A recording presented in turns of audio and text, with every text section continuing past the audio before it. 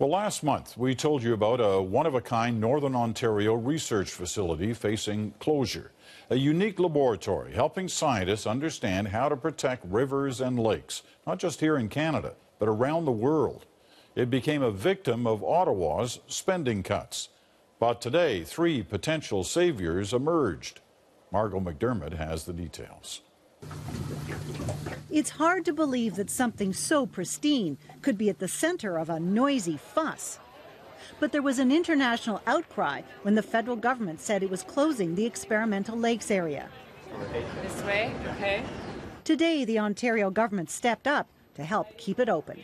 It's very important to us as a government that believes in science, that believes in evidence, that we continue to have this jewel available to the region, but to the province, to the nation, and to the world.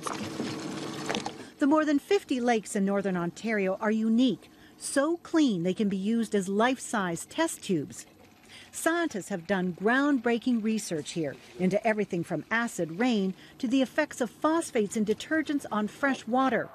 But last year, the federal government said it was cutting the $2 million a year budget. So Ontario is negotiating a deal to share that cost with the Manitoba government and the International Institute for Sustainable Development, an independent group based in Winnipeg. There has been some great work done there, and this is work that, by the nature of research, there needs to be continuity over time. Researchers have already been notified by Fisheries and Oceans the ELA was being mothballed and told to remove their equipment.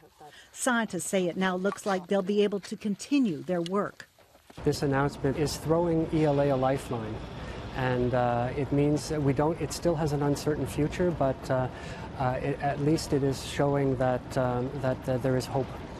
The experimental lakes area became symbolic of what critics called the Harper government's hostility to scientific research.